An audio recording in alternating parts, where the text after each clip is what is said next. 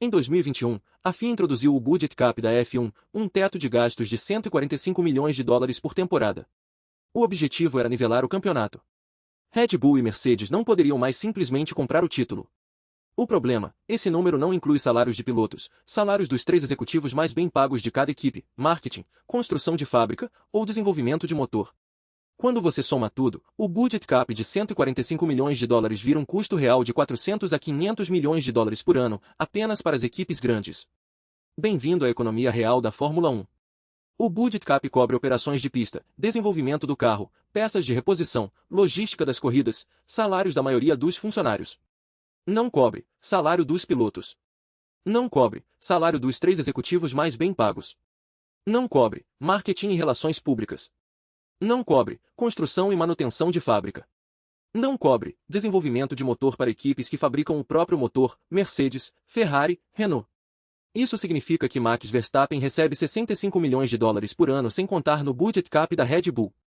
Lewis Hamilton recebia 60 milhões na Mercedes, fora do capitão Charles Leclerc, entre 40 e 50 milhões na Ferrari, fora do capitão.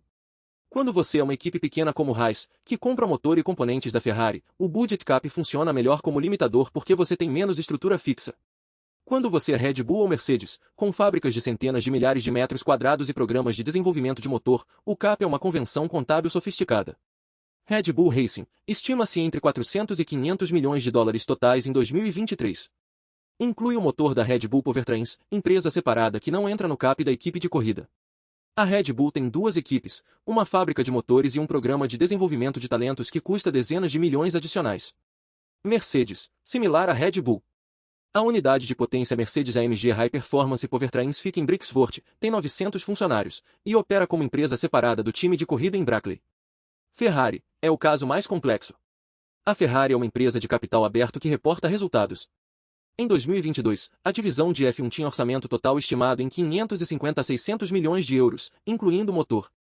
McLaren, entre 300 e 350 milhões de dólares totais. Compra motor da Mercedes, isso ajuda a reduzir a estrutura fixa. Alpine, equipe de fábrica Renault. Orçamento estimado entre 250 e 300 milhões. Paga pelo motor internamente, mas tem dificuldade em manter competitividade com as equipes maiores. Aston Martin, Lawrence Stroll, bilionário canadense, injetou capital significativo. Estima-se entre 200 e 250 milhões de dólares, mas com investimento de fábrica separado. Williams, Haas, Sauber, entre 130 e 180 milhões de dólares totais. Muito próximo do budget cap, com pouca margem de manobra. A F1 distribui dinheiro das receitas globais do esporte entre as 10 equipes. Em 2023, a distribuição total foi de aproximadamente 1,2 bilhão de dólares. Como é distribuído? Existe uma parcela igual para todas as equipes, uma parcela baseada no resultado do campeonato, e bonificações históricas, que pagam mais para equipes que existem há mais tempo. Red Bull, Ferrari e Mercedes recebem bônus históricos que equipes menores não recebem. Receitas adicionais, patrocinadores no carro e macacão dos pilotos. Red Bull tem Red Bull como patrocinador principal, que é a mesma empresa, então o dinheiro circula internamente. Ferrari tem patrocinadores históricos como Shell e Santander. McLaren tem Salesforce, Google e outras empresas de tecnologia. Direitos de imagem dos pilotos, parte do contrato. Lewis Hamilton tem sua própria empresa de merchandising. Verstappen também. Esses valores não aparecem nos relatórios das equipes. A conclusão prática, apenas 3 ou 4 equipes operam com lucro real.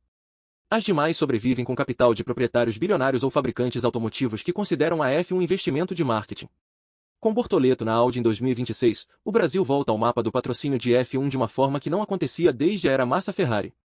Empresas brasileiras que patrocinam equipes de F1 pagam entre 5 e 50 milhões de dólares por ano dependendo da visibilidade.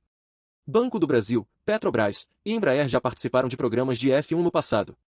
Com Bortoleto como piloto titular, o argumento de venda para um patrocinador brasileiro fica mais simples. Seu logotipo vai aparecer em todos os GP, transmitido para 500 milhões de espectadores por corrida, com o primeiro piloto brasileiro titular desde Massa. Isso vale dinheiro. Muito dinheiro. E a parte do cálculo que a Audi fez ao contratar Bortoleto. A Fórmula 1 é o esporte mais caro do mundo, e também um dos mais rentáveis para quem está no topo. O budget cap não nivelou o campeonato tanto quanto a FIA queria que parecesse. Criou uma camada de complexidade contábil nova, e as equipes maiores têm recursos para navegar essa complexidade. O que mudou de verdade nos últimos anos foi o modelo de negócio. A F1 virou entretenimento global, não só esporte. O documentário da Netflix, as corridas nos Estados Unidos, os novos mercados. O campeonato de 2026 vai ter 24 corridas em 5 continentes. Nesse contexto, os números que você viu aqui são investimentos, não gastos. Os retornos são medidos em bilhões de dólares em valor de marca. Para as equipes menores, continua sendo uma luta de sobrevivência. Para as maiores, é uma máquina de fazer dinheiro. O que há no meio, para Audi, Aston Martin, Alpine, é a pergunta mais interessante de 2026.